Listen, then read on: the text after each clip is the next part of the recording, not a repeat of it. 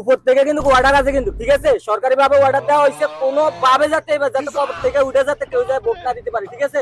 আমার উপরে কিন্তু চাপ আছে, সুন্দর করে কিন্তু ডিউটি করবে, ঠিক আছে? Okay sir. আচ্ছা ঠিক আছে, ওকে।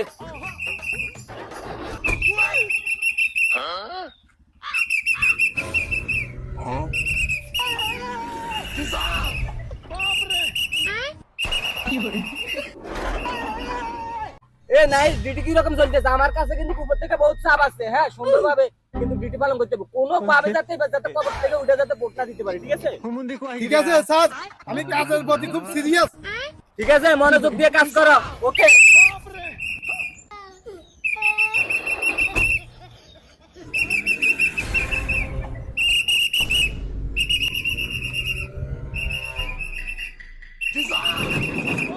Yes sir.